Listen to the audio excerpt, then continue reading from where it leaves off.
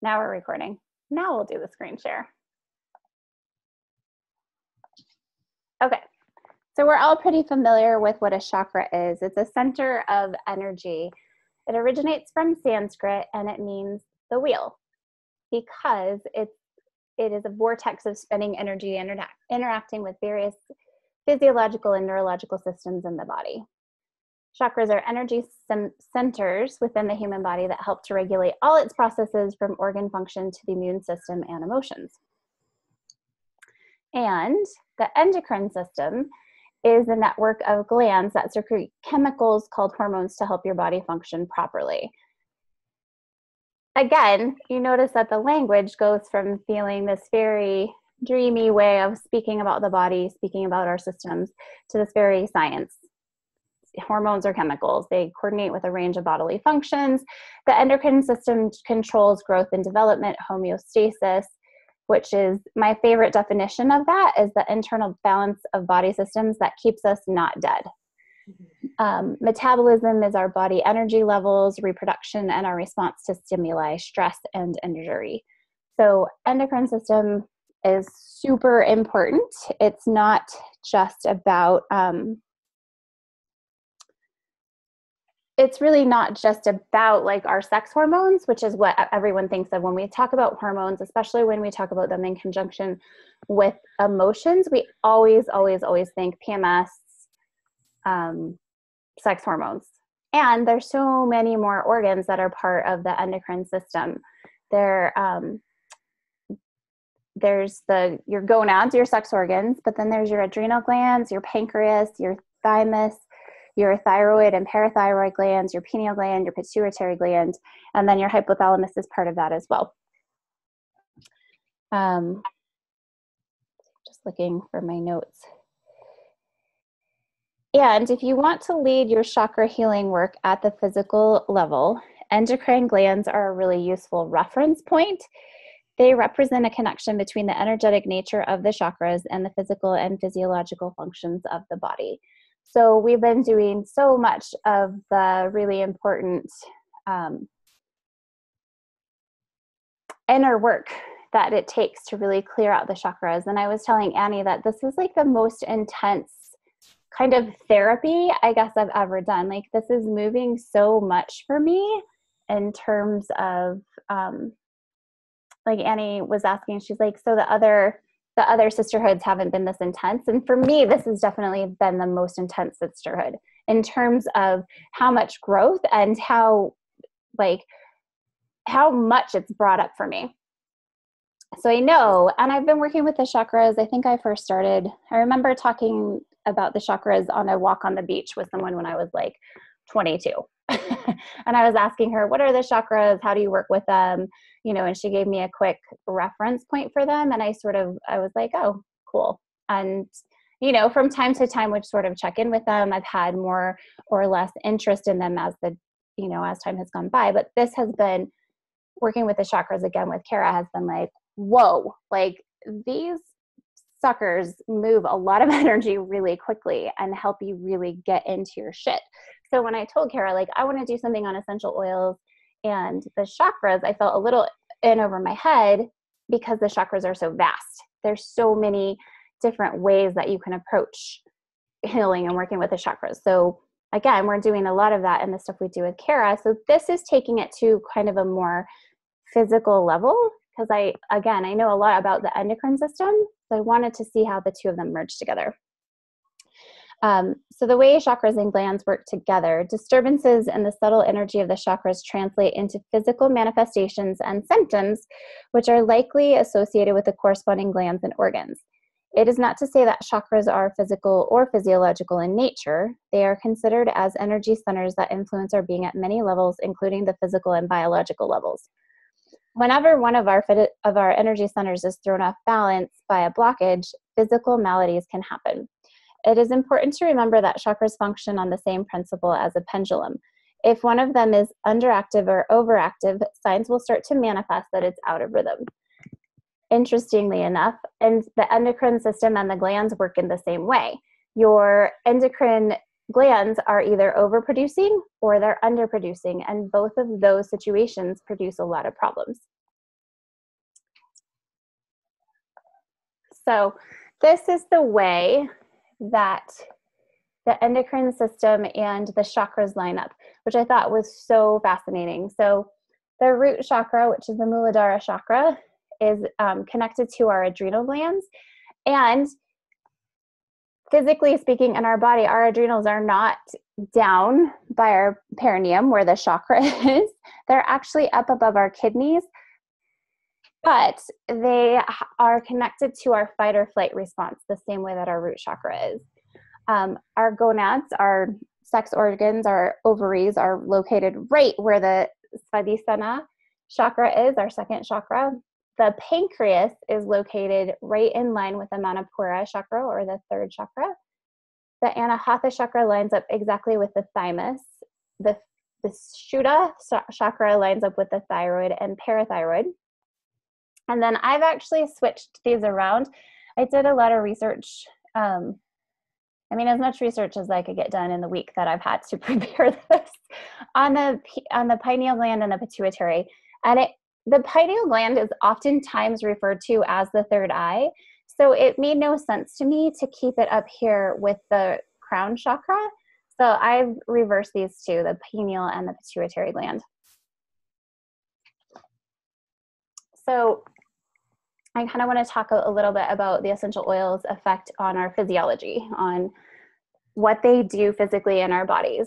Essential oils can absorb into cellular tissues. They are lipid soluble. They have specific cellular targets. So oils can, let's see, Dr. Hill went into this in great depth, and I got a little bit of it, which is basically saying that the oils can work within a body that's also damaged. The oils work within our bodies to support our bodies in healing ourselves, and the oils can also work specifically on different bacteria and different organisms that are working within our bodies. So that can also, there's two different ways kind of that the oils can have an effect, is that they're either activating our receptors and helping our bodies work better, or they're actually attacking different bacteria, things like candida, viruses, etc., within our bodies. So having something else fighting off those nasties can also have a really healing effect on our bodies. The oils are biologically active. They have direct interaction with the receptors and enzymes in our bodies. They provide cell signaling. They are very, very small. So one drop of essential oil has 40 million trillion molecules in it. It means these molecules are teeny, teeny, tiny. And because of that, they can cross through the blood-brain barrier. They've done a lot of research with different kind of synthetic medicines. They cannot produce something synthetically that can cross through that blood-brain barrier without damaging it, because they can't get to that small molecular size. The other reason that they're able to pass through that blood-brain barrier is because of their lipid solubility. So the body recognizes them not as something synthetic that it has to shut out, but as something organic and carbon-based that it can allow into it. It also helps to increase the oxygen into the brain. So things like frankincense and myrrh, which can cross that blood-brain barrier, can help to bring more oxygen into places in the brain. Now, I picked this picture because this is exactly how I feel when I smell an essential oil. Like, it's definitely rainbows and magic and like floating on a cloud. And not in every case, there's definitely some oils that I have a hard time with and I'm still turned off by, but there are some where this is definitely the reaction I have to them. So the oils also have very high frequencies, which can stimulate an increase in energy within the center of the brain. And smelling, this kind of goes with the other chemistry page, is that smelling activates our limbic system. It allows us to connect to memories and feelings, including fear and past traumas. By just getting in touch with those memories and past traumas, we can work on metabolizing them and processing them out of the body, thereby releasing them, which can help us clear our etheric, astral, and ego bodies. And historically, essential oils have been used to connect to spiritual reality. So The Egyptians, there's actually a lot of hieroglyphics that show them really working with essential oils. And in particular, the lotus flower, the blue lotus flower, was one that they would use to really connect to the higher realms. So they would smell these beautiful scents. And, you know, a lot of ancient cultures have really used plant medicine in different ways to access these higher realms, because they do have such a profound effect in our brains and the chemicals that they produce. I've also been really working with the endocannabinoid system in our body. And part of what people really love about THC is that it has that effect on our brain, right? And it makes us feel good. Well, those are actually chemicals that are released that are called anandamides. Ananda means bliss in Sanskrit. So it's actually like a bliss molecule that the THC is able to release into our system. That's why people like it so much. And it's something that our bodies produce anyway. So CBD oil keeps us from metabolizing quickly those anandamides, and the THC actually helps us create more of them. The new oil that doTERRA just released, the copaiba, actually interacts with both of them. So it's able to produce the anandamides and also kind of help to slow down that metabolism. So getting more specifically into how to work with the chakras and the oils. All of the oils that I picked to support the different chakras, at first I was thinking, oh, I'll just go in, I'll see what other people have said about supporting the chakras based on kind of more of an emotional feeling, or what the oils kind of stand for, or what they can do within the body. Like balance is a really grounding oil. So obviously that would be a good one for adrenals. There's a couple others that are known for their grounding effect. But I wanted to take it a step further. And again, I kind of have Kara to thank for this, because I was like, I don't know how to approach this. Like, what do I do? And she said, why don't you work with the endocrine system? Because all of the chakras line up with one of the glands. And I was like, okay, awesome. So doing it from that perspective, I picked the oils that are really supportive for the glands, and then looked at what their emotional components were, and was completely amazed at how well they really mesh together. So our root chakra is actually, in Sanskrit, is the Muladhara, and its companion gland is the adrenals. Let's see.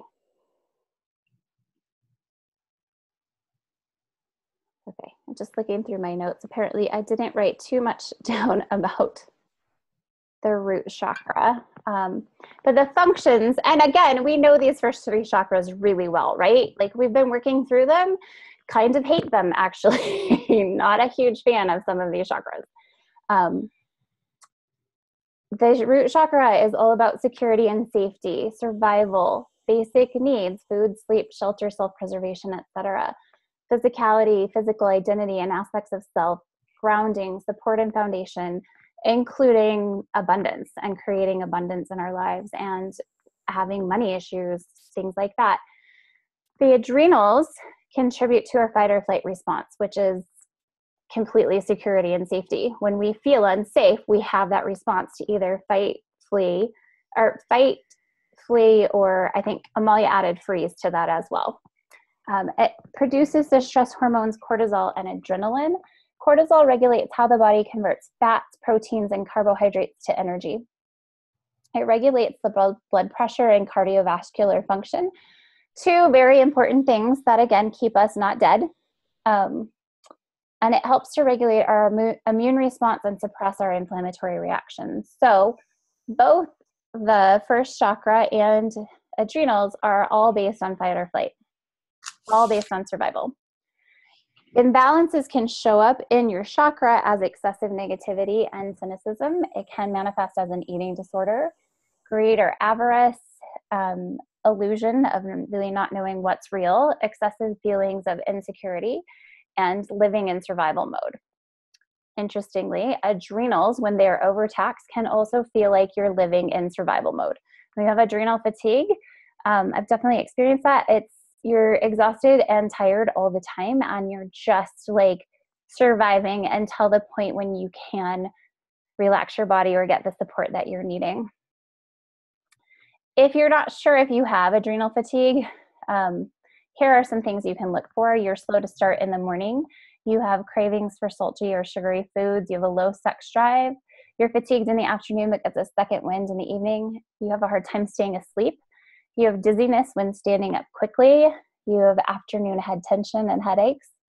You have blood sugar issues, chronic inflammation. Your nails are weak. You're often moody, and it's difficult to lose weight. So the oils that will support you, and I put this picture in because it shows you where your adrenals are. And I was actually hoping for a picture of the back because that's where I apply the oils. So all of these oils, you can use them to support your root chakra and your adrenals by rubbing them right on your adrenals, right over your kidneys. Hi, Kara. Hi. Yay. We're talking about the first chakra and adrenals. So basil is a really good one for the adrenals, and it's the oil of renewal. Lemongrass is the oil of cleansing. My favorite combination to support my adrenals is to take basil and lemongrass, rub them in my palms, and then rub them right across my adrenals, right in the back. So just above my kidneys. It's amazing. Like my mom, who has fibromyalgia and is exhausted all the time, she one day was trying to get out of something, I think coming to a class, and I was like, okay, Mom, I know you're exhausted, but try this. Try basil, lemongrass, rub them over your adrenals. It'll just give you a little boost, like you'll feel better. She was able to make my class. She like had so much fun, and she couldn't believe how much better she felt. And then Kara, I had told her about this combination, the basil and lemongrass, and she was like, I love it. I can't sleep if I diffuse it at night. And I was like, right, because it's really invigorating and it's really supporting and it's really uplifting to your body and your adrenals. So although my mom also really likes to diffuse lemongrass at night and it works great for her sleeping. So just because it is a really, that it can be a really supportive and more kind of an upper kind of oil, if it helps you sleep, use it. It might just be what your body's needing. Grapefruit is another really good one for your adrenals. You can put a drop of grapefruit in your water and drink it all day. You can also add it to your basil and lemongrass and rub it across your adrenals. I couldn't find my lemongrass. I didn't want to dig for my lemongrass and basil, so I put the grapefruit on over my adrenals before I started.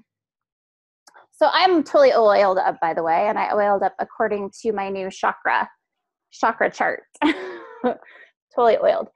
Rosemary is really good for your adrenals as well, the oil of knowledge and transition. For rosemary, I would probably, you can use it topically too. You can also use it internally in a glass of water if that's your jam.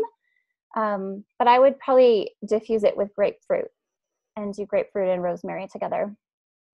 Vetiver is the oil of centering and descent. So when I was sort of researching it, this is the one that comes up a lot for root chakra, right? Because it helps you root down into the ground. It helps you get more connected.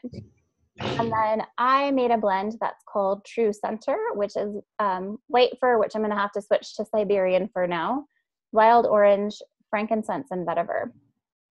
And you can just use that in a roller bottle. And if you're having issues with that first chakra, that would be one that I would rub on my wrists, rub over my heart, rub on the back of my neck, and then I would swipe it across my adrenals as well. So the next one is the sacral chakra, which is Svadhisthana. Can you say really quick what was in that True Blend again? Oh, sure. I can if I go back to it.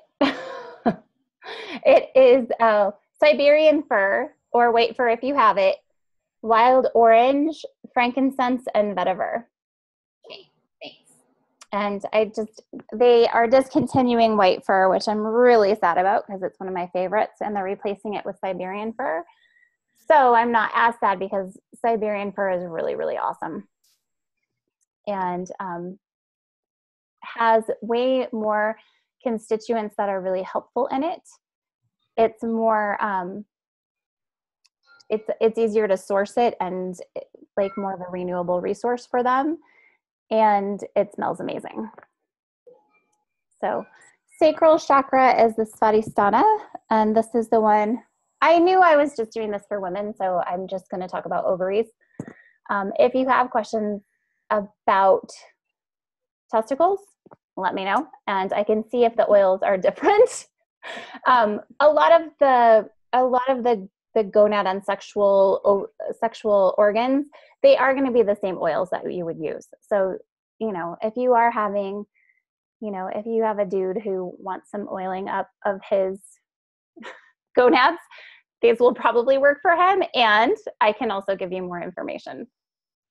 The functions of the first or the second chakra are emotions and feelings, relationships and relating, expression of sexuality and sensual pleasure, feeling the outer and inner world, creativity and fantasies, which also to me totally explains like my entire menstrual cycle, right? Like that whole moon cycle that we go through, and it has so much to do with emotions, feelings, relationships, and relating.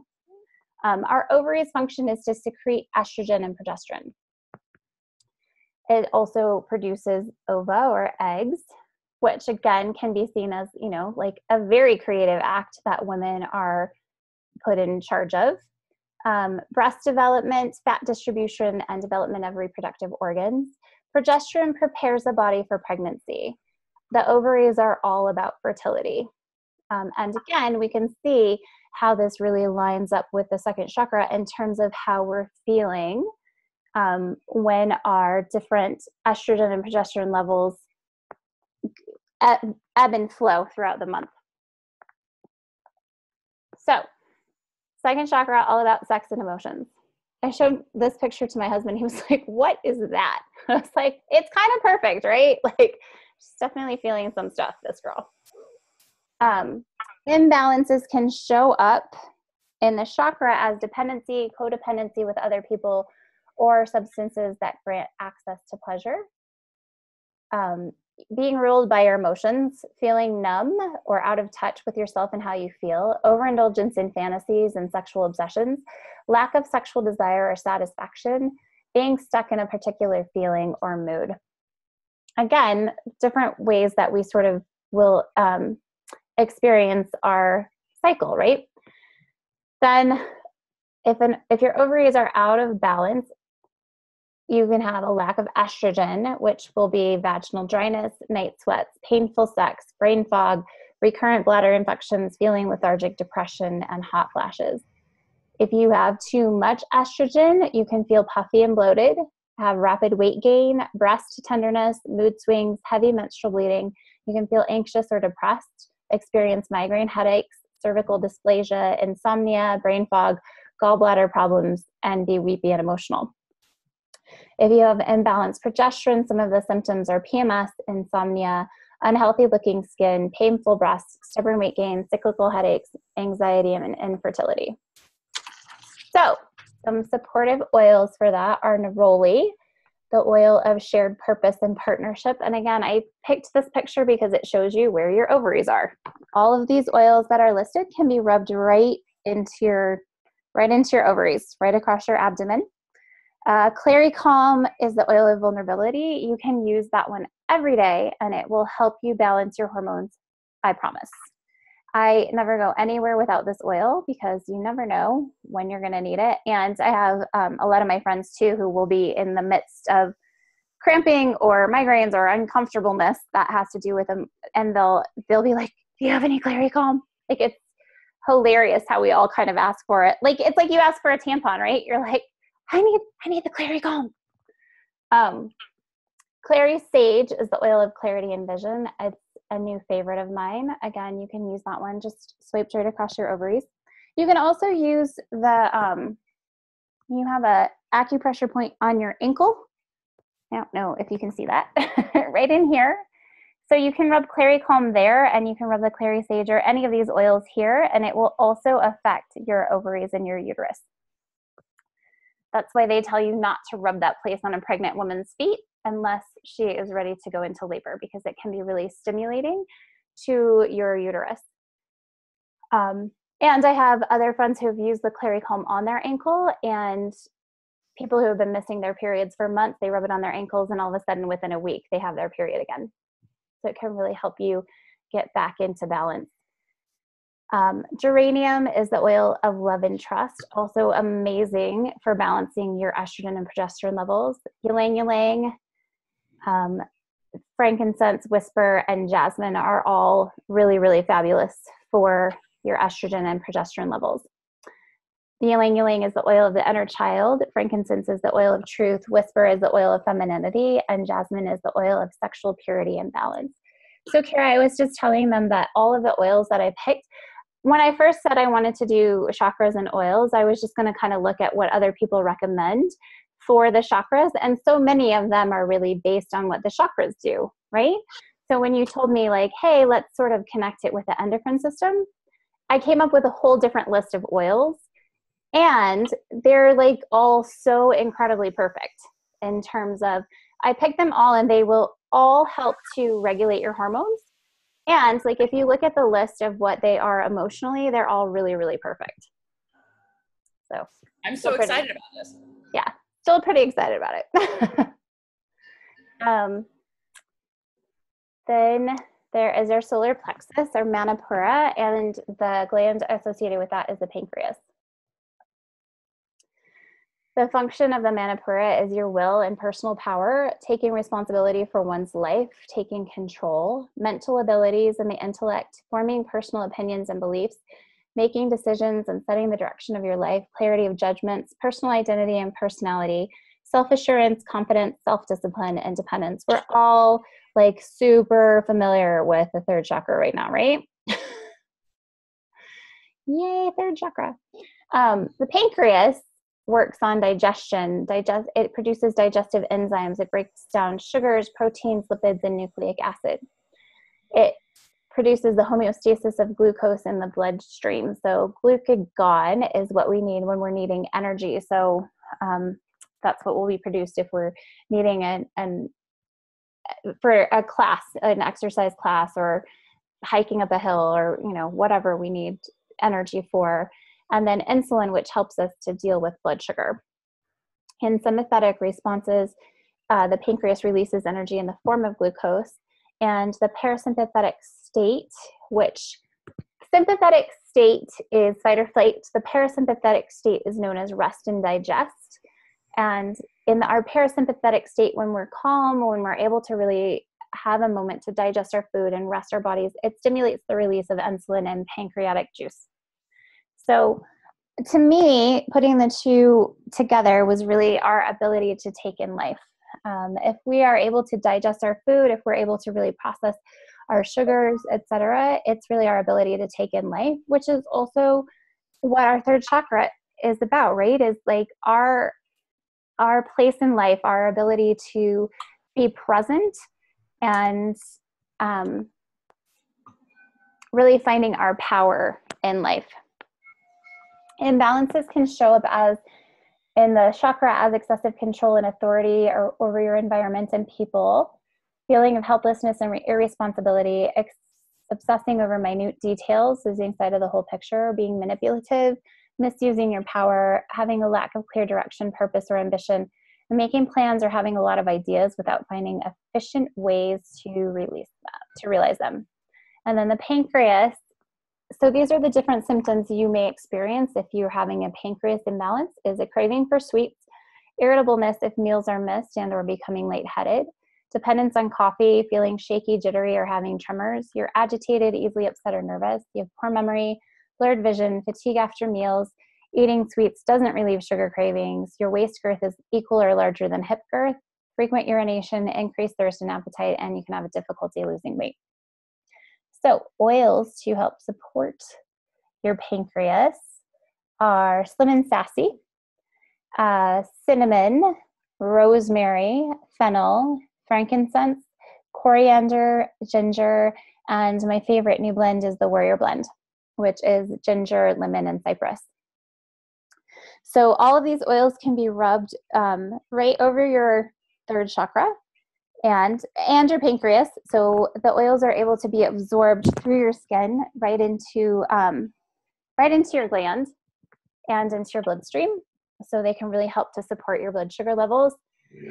I actually just had a woman come up on Facebook who has diabetes and has been using the oils for 6 weeks now. And she just went in for a round of testing, and her blood sugar levels are really, really close to normal. And she's been dealing with diabetes for a really long time. So the protocol that she was using with the oils was really, really helping her to really support her blood sugar levels and her insulin levels. These can all, except for the Warrior Blend, these can all be taken internally. So you can put a drop in a glass of water and take them. And they can all be diffused too. So all of these things will help you to really regulate your blood sugar levels. There's a really good mixture too of cinnamon, coriander, grapefruit, and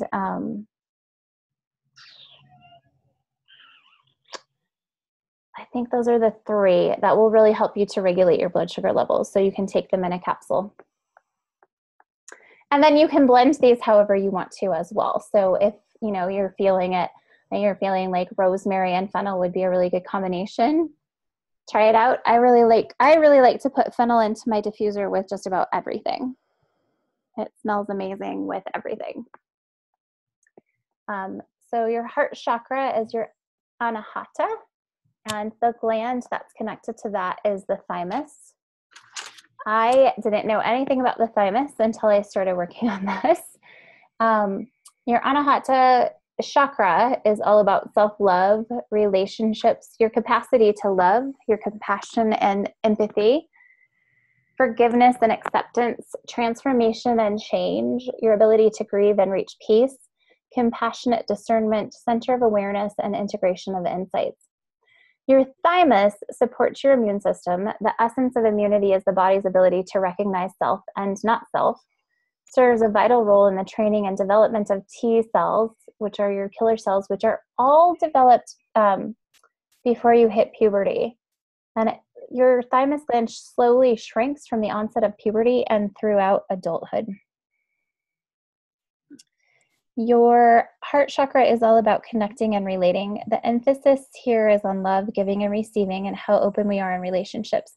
Love is the energy that helps transfigure emotions and experiences. It's an essential element in any relationship, whether it's with others or ourselves.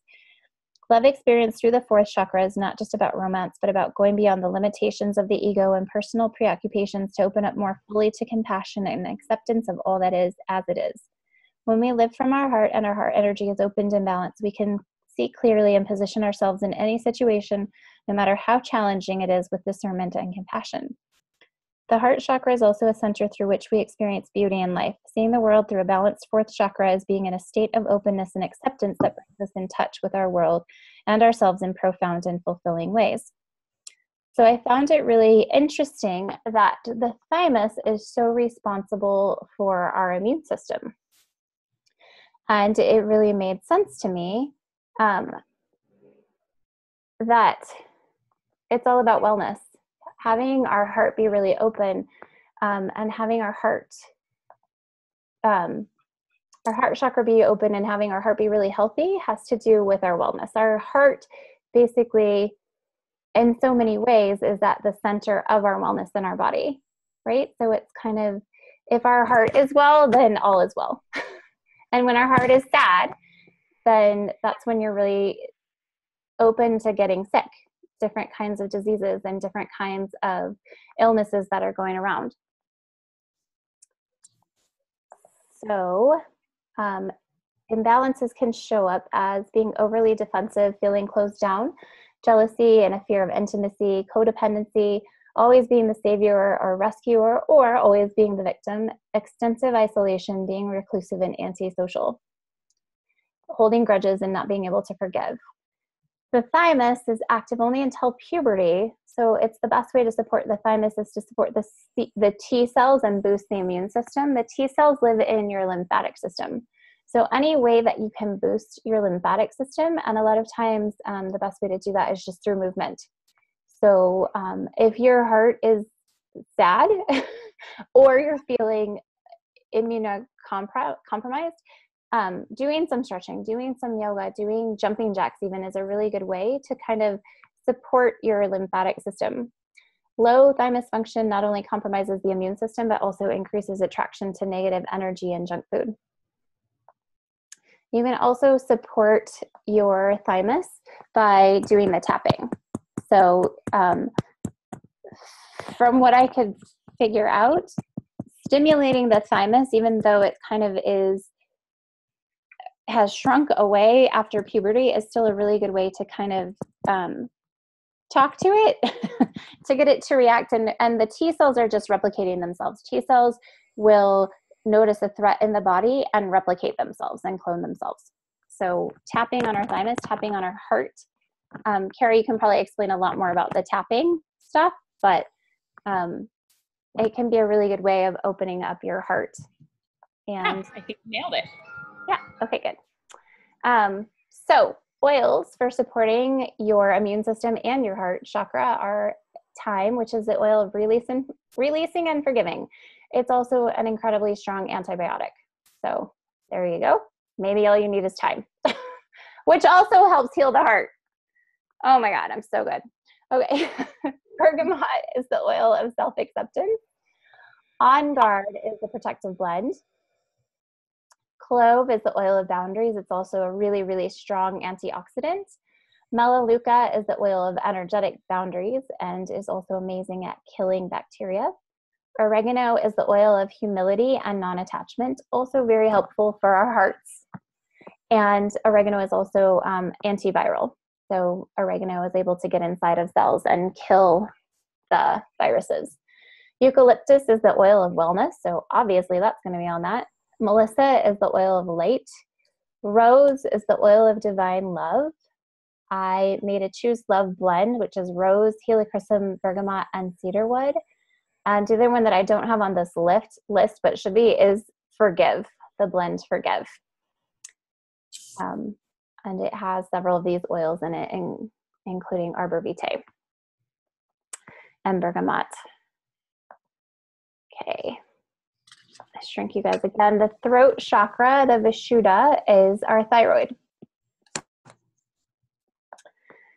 Vishuddha is the function is expression, in particular ability to express your truth and speak out. Communication, whether it's verbal or nonverbal, external or internal. Connection with the etheric realm, the more subtle realms of spirit and intuitive abilities. The propensity to create, projecting ideas and blueprints into reality. Realizing your vocation, your purpose, and having a good sense of timing. Your thyroid stores and produces hormones that stimulate every other organ in the body. It's responsible for the metabolism of all of your cells. It's controlled by your pituitary and hypothalamus, so it's getting direction and instruction from the pituitary and hypothalamus, which is taking their instructions from what's going on in your body. It helps to control your blood calcium levels and controls your metabolic rate, digestive system, and function of the heart and brain development.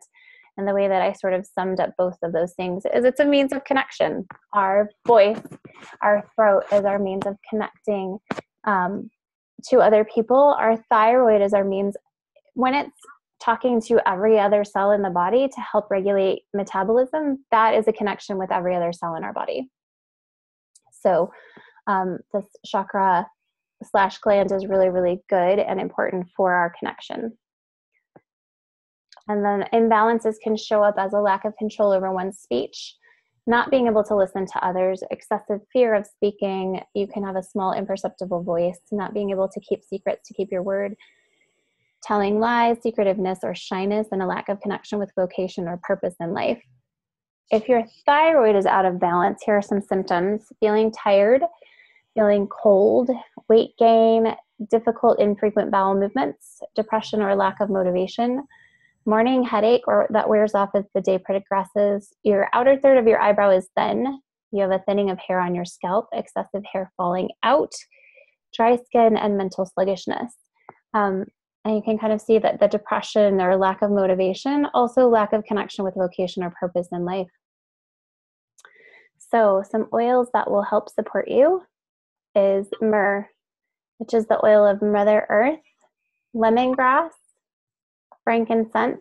Frankincense comes up a lot on these lists. So if you get nothing else from this presentation, it should be that you all need frankincense.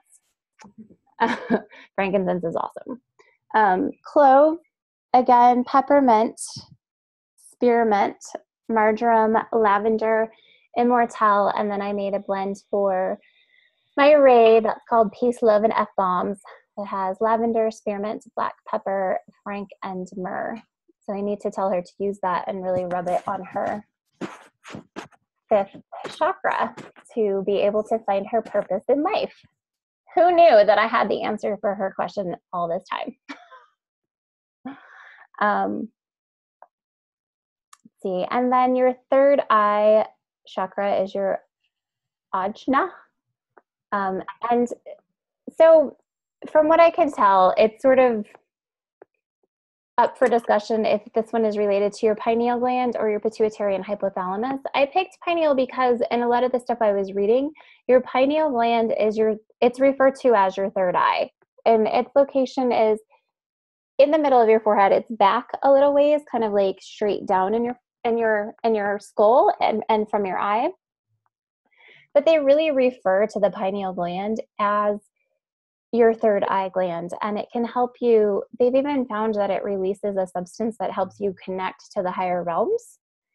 So it didn't make any sense for me to not have it be with the 3rd eye. So some functions of your chakra is it's related to the supreme element, which is the combination of all the elements in their pure form. I'm going to read, instead of just reading the slide, which you guys can do, I'm going to read what else I found about the 3rd eye. It's an instrument to perceive the more subtle qualities of reality. It goes beyond the more physical senses into the realm of subtle energies. Awakening your 3rd eye allows you to open up to an intuitive sensibility and inner perception. Because it connects us with a different way of seeing and perceiving, the 3rd eye chakra's images are often hard to describe verbally. It puts us in touch with the ineffable and the intangible more closely. 3rd eye visions are also often more subtle than regular visions. They may appear a bit blurry, ghost-like, cloudy, or dreamlike. Sometimes, however, the inner visions might be clear, like a movie playing in front of your eyes. Sustaining awareness of 3rd eye chakra energy might require focus and the ability to relax into a different way of seeing. When we focus our mind and consciousness, we can see beyond the distractions and illusions that stand before us and have more insight to live and create more deeply aligned with our highest good. The 3rd eye chakra is associated with the archetypal dimensions as well as the realm of spirits. So our pineal gland is responsible for releasing melatonin, which is responsible for metabolism, sexual development, and for regulating other hormones in the body. It regulates our daily and seasonal circadian rhythms. It influences the hypothalamus, a region of the brain that's involved in hunger, sleep, and emotional activity. Serotonin, which is happy juice, when we have serotonin running through us, we're happy, is transformed into melatonin only in the pineal gland. And this is what kind of blew my mind, is that the pineal gland may produce small amounts of dimethyltryptamine, a powerful psychedelic. So when I was really reading about the pineal gland, they were also talking about how often the pineal gland is also really shut down, which I think can easily be said for this chakra as well, the 3rd eye chakra. And that's, as we start to open that chakra, it can be pretty mind-blowing, but the pineal gland often gets shut down and calcified because of fluoride that's in our water and toothpaste and everywhere. So,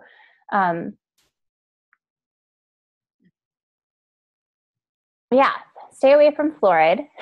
And they said that some other ways to stimulate the pineal gland are headstands. So Annie, I'm sure you're working on those. Because it gets the blood running into that gland. And then oregano can be really strong too for breaking up the calcifications. And what was the other thing? You sleep in a really dark room, so you're not letting the light in because it'll help you with your melatonin levels. And then you can meditate either in a dark room and try to really concentrate on the light that's in your pineal gland and in your 3rd eye.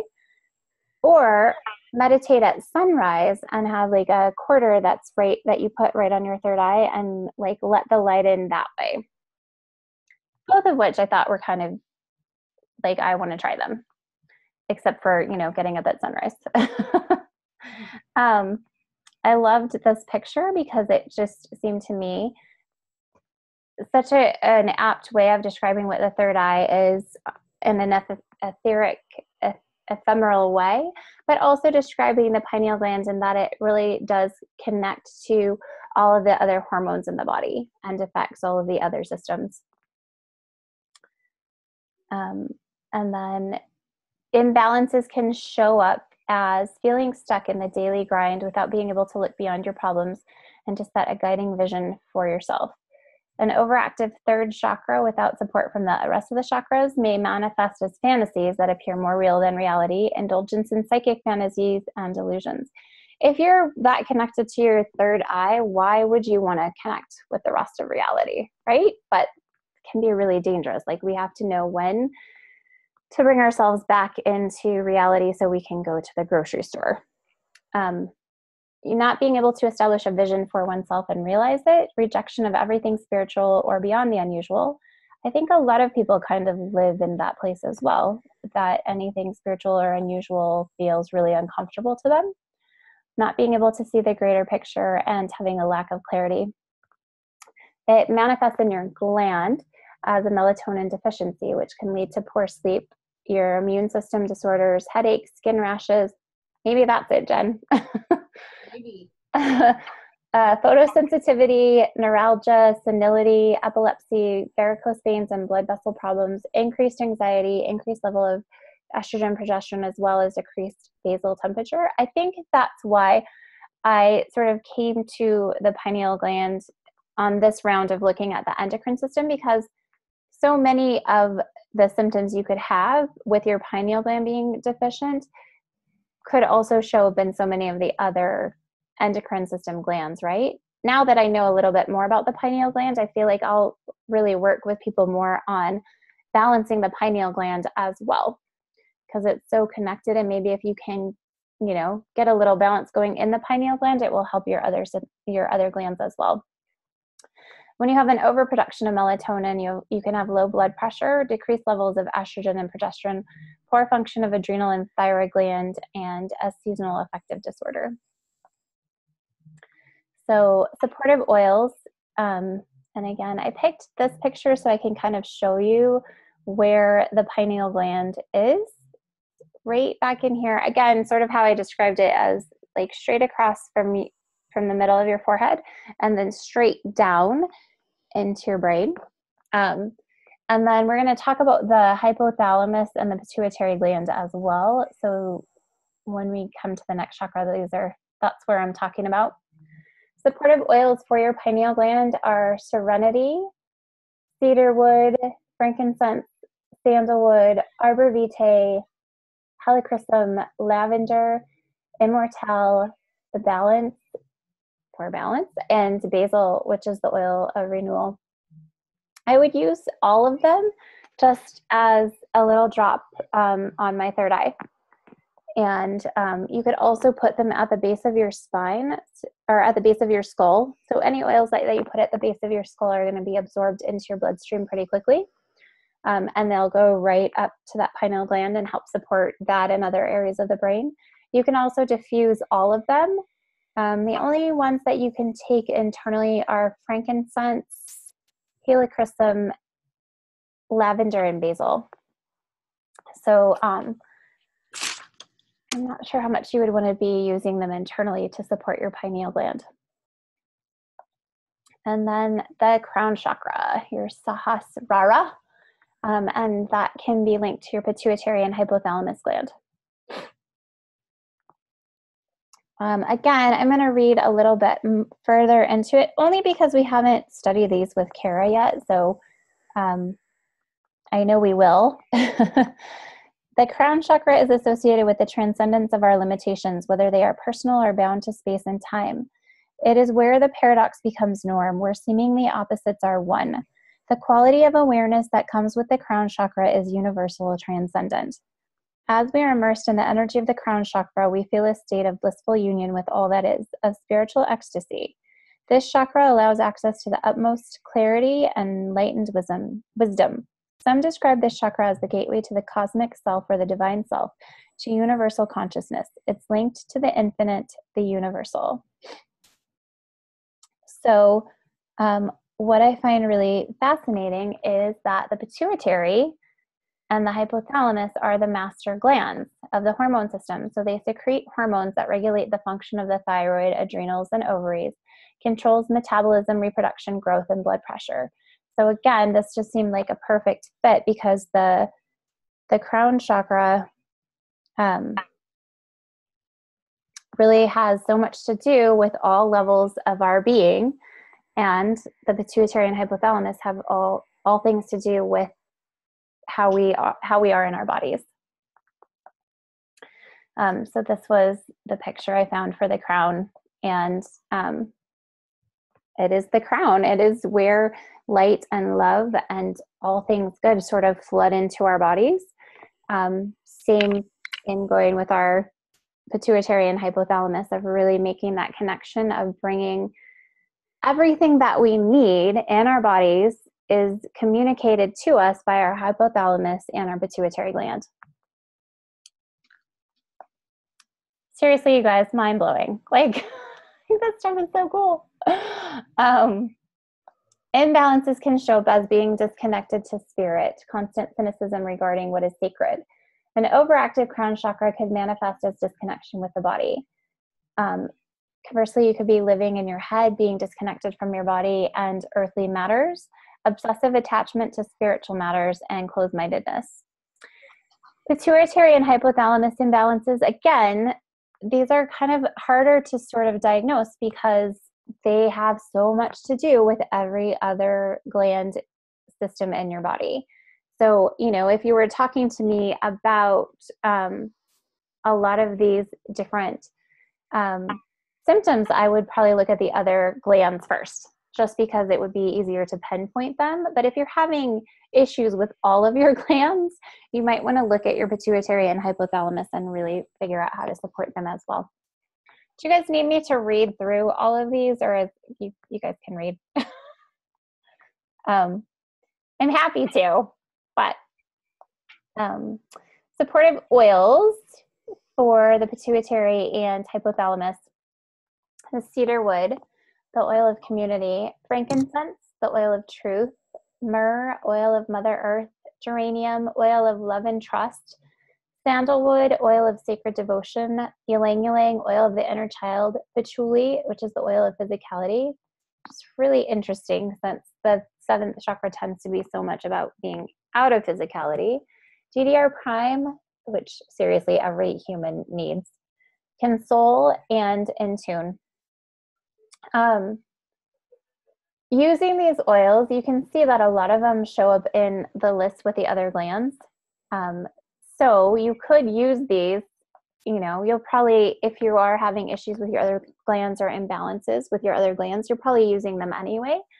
So you could also use whatever it is that you're using on, say, your thyroid, and put a little, you know, up here on the top of your head, which again is going to kind of drip down, or I would probably put it at the base of my skull. Because again, any oils that you put at the base of the skull get absorbed into your skin, into your bloodstream, and in deeper to your tissues. So do you guys have any questions? Yeah. How do you recommend using DDR prime? Just for normal, like for not a specific reason, just because I probably should be using it and I don't remember what to do with it. So DDR prime is used best internally. That's why it comes in capsules, because it's really, really amazing. And I haven't gotten really a satisfactory answer, because all of the oils, the quickest way to get them into your system is to put them on topically or to smell them. That gets it immediately into your bloodstream. We do talk about some of the oils being used for more, they can just be used more effectively within the body and within the systems. I think it might be because maybe there's a little bit more, it's a little more concentrated dose that goes into your body. It's the slowest way to get the oils into your system is to take them internally, because they have to pass through your stomach and through your intestines before they hit your bloodstream. Yeah. And I recommend DDR Prime internally more than any other place, because using it topically, you can get some benefits, and using it internally, you can cure cancer. Like, I started using it on my dad internally, and within a few weeks, a cancer spot that he had on his nose went away. Just a drop in water, or how do you? I would use it in a capsule. So they come in soft gels already. That's how I like to use them, is just to have them already encapsulated. If you just have the oil though, get some gel caps from like the health food store, or you can order them from doTERRA, and put about 4 drops in a capsule. Okay. And then take that 1 to 2 times a day. And it like takes away age spots. It like helps all of your, you know, all the different cellular development that you have. It helps with apoptosis. Yeah, again, DDR Prime is like an oil that every human should have. It's amazing. And to the 6th chakra oils page. Yeah. I didn't mean to cut you off. I'm sorry. Oh no, that's okay. I was just going to read the I was going to read about the emotional side of DDR Prime. Oh, thank you. The oil of transformation. If I can find it.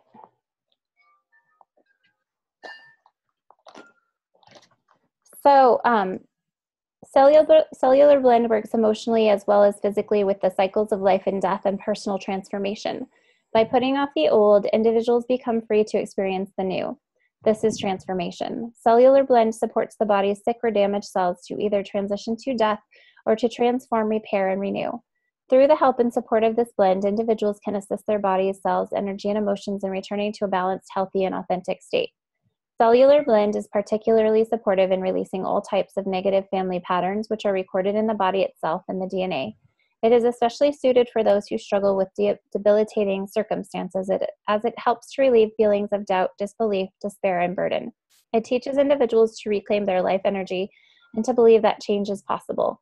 Cellular blend supports the process of regaining health and vitality by encouraging the release of the old and the birth of the new.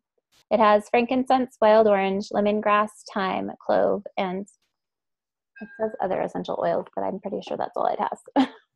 Oh, niauli oil in it, which is a type of melaleuca. Yep, I need all that. So let me move this little guy so you can get a list of the supportive oils for the sixth chakra. Yeah, and I need them for the 4th and 5th too. I didn't get them all. Okay. Let me know when you're ready. I'm ready. Do you guys need this page anymore? No. Okay. So this is 5th. Thank you. Mm-hmm.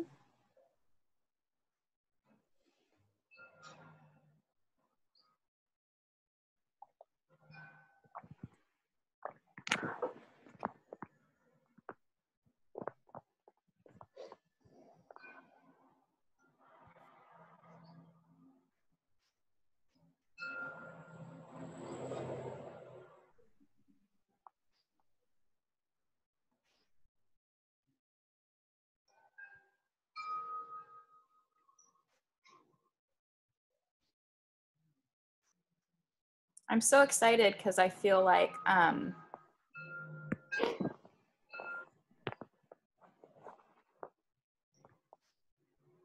was telling Jen that I feel like I've got out of the swing of using my oils. It's like I go through phases where I just like forget how to use them completely. Yeah. And I'm like, oh, oils, I don't know what to do with any of them. Like, it's bizarre. So this will help me get excited about everything again. Yeah. Well, it's why I created my page, was for you. Because you're like, I have all these oils. I have no idea what to do with them. Yeah, it keeps happening to me. It's like you teach me a whole bunch and then I'm like, great, okay, I'm doing all this stuff and I like know what to do for everything that comes up. And then all of a sudden I'm like, I forget it all. I don't know what I'm doing. Yeah. Like I have no idea what to do with these things.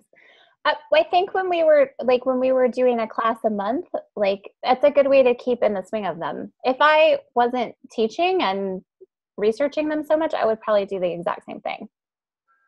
Yeah, that's a really good point.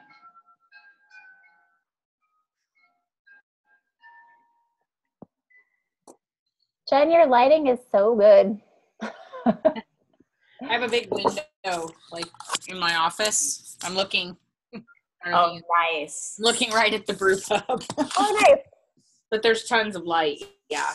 Yeah. I get to see all the drunk people stagger out. It's pretty fun. It's like the best lighting, though. You look so pretty. Oh, well, thank you. I need better lighting for me to be able to do. I always feel like I'm like shadowed. Did you see that Alyssa, well, did you guys see Alyssa's new hair for one? It's Love amazing. it. Yes, it's amazing. It's awesome. It's amazing. Yeah. And like I was like, oh, it should have been like this all along. Like this is so normal. Yeah. It looks so right. Yeah. But in one of the photos, you can see that the stylist has like a giant round light. Yeah. And I was like, I want those everywhere. Can Right? someone carry one around? Like I would never have bags under my eyes ever if someone just carried that in front of me all the time. Yeah. Lighting is huge. I need to get better lighting. But I always used to say, I'm like, I don't need to do any, like, I don't need to exercise. I don't really need makeup. I just need good lighting. Yeah. Are you ready for fourth? 1 second. Okay.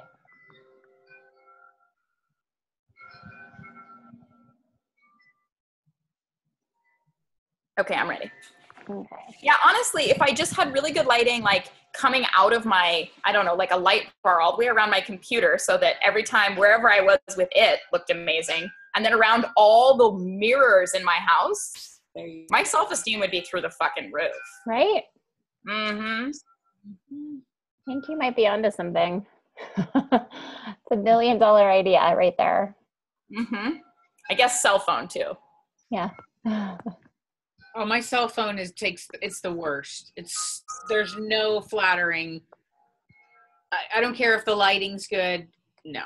Yeah, no, mine is the same, Jen. Like I've tried to take pictures because I'll look in the mirror and be like, oh, I look really cute. And then I take a picture and like, yeah, not cute Yeah, anymore. what's that all about? Yeah. It's so annoying. It does. Take way fewer pictures with it because I'm like, yeah, I look way cuter in person, so I'm not going to take a picture. It's not a bad problem to have. Well, when I lived in LA for a couple of years and I was pursuing acting, and it was a problem because I wouldn't get called to stuff because I couldn't take a picture I would show up and people would be like, oh yeah, you're way prettier in person. Like, which never happens, right? Like you're always better in pictures than you are in person. Not me. So I would get called for these roles and they'd be like, you're too pretty for this. And I'm like, God damn it. Like, it's not a terrible compliment, but it's also like, why can't I just take a good picture?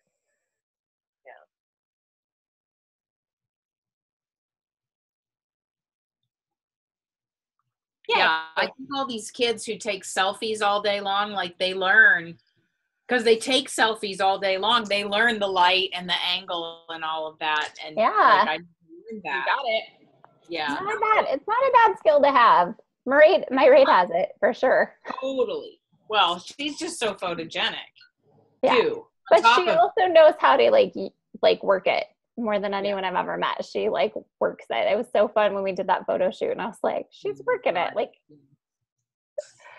I first saw her do that in Bali. They like lined everyone up for a photo and she was like, no, my good side. And then like she switched sides of the room and like did a whole thing. And I was like, I thought she was joking. And then the photos came back and I had this image in my head of how I looked based on how I felt on the inside. And I saw the pictures and was like, that did not translate. Her. And it was all of us. We were like, you know, we're all like, nee. And then there's Marae, just like a total movie star, and like the winds in her hair. And I'm like, that is not how it looked. We all looked a little haggard that day. We were tired and sweaty. Where did you get a fan to blow in your hair? Why are you airbrushed? What's going on? But like, that's amazing. She knows. Yeah. It's something. Like, I love it. If I had only had that skill when I lived in LA. If I only had that skill now. So do you guys have any other questions? Was this helpful? Totally. So amazingly helpful. I can't wait to go. I'm super excited. Yeah. I'm going to raid my oils tonight. I'm going to smell good tonight. Yeah. I oiled up before I got started because it's, 7 oil. If you're oiling all your chakras, like that's 7 oils you're putting on. And I was like, well, maybe it's a little excessive, but like I smell so good and I feel really good. Yeah. And I feel like, oh, go ahead. No, I just didn't know all this stuff about, I didn't know the science behind the oils that you presented to us at the beginning. So that was really cool and helpful. Yeah. The science of the oils is like endlessly fascinating to me. Endlessly fascinating. If you ever want to talk molecules, you and I need like a phone date to talk yoga and like molecules. And Yes. Awesome. Well, I'm glad that I can give you a renewed like sense of purpose with your oils. And I'm super excited because like I said, when I knew I wanted to teach about the oils and the chakras, and I was thinking, I'll just look at like what everybody else recommends for chakras based on, what we usually associate with the chakras, and connecting it to the endocrine system is like, it's like mind blowing. Like it changes everything about how I think about chakras and the endocrine system. Like it's so cool. I'm very, very excited to now have this as part of my knowledge base that I can recommend for people. I'm super impressed. This was an amazing presentation. Yeah. Thank you. A lot. Very cool. Yeah, it's definitely been my life for the last like week because I was like, I know lots about the chakras. I know lots about the endocrine system. Like I'll slap this, and now I'm like, I know nothing. I know nothing. So much more to research. This was so good, Kestrel. Like there are so many different ways that I see this. Just like, okay, like, yep, I have some adrenal fatigue. All right, like this is what's been happening. And so, yeah, it's all the symptoms and all of it was just awesome. Good. I'm hoping too that it'll help us like as we go through the next chakras, because I know all of us have had a hard time with these first several. I'm hoping that having the oils to work with in this way will make the next ones, at least we'll have something else to support us with that process. Mm-hmm. In my mind, I'm thinking that the next ones won't be so bad like these first 3 have been, but that's probably just not accurate. Yeah, every time I think, I'm like, I'm pretty balanced in that way. I'm like, nope, just got my ass kicked again. Okay, awesome. I listened to some stuff today on the heart chakra, and I was like, none of that resonates. I must not have any heart chakra. Oh, great. Now it's coming, but it's going to blindside me. Awesome. Yeah. Awesome. For real. Like a whole hour-long thing all about it. And I was like, yeah, I don't get that. No, no, none of this makes any sense. Whoever this person is who's been so dead on about all the chakras, they don't know what they're talking about with the heart chakras. No, none of this. Oh, shit. Totally. I always think that too. Like when we're talking about it, Kara, you're like, this is this chakra and it does this. And I'm like, I'm pretty good. Like I feel it. And then we do the meditation. I'm like, oh God. Holy shit. Yeah. Yep. Yeah, I was walking around today thinking, maybe it's like smooth sailing from here. Maybe I have done so much heart chakra work that like it's fine now. Yeah. No problem. Right. Probably. For sure that'll be it. Probably. All right. Well, thank you guys for coming. And thank you if you're watching the recording.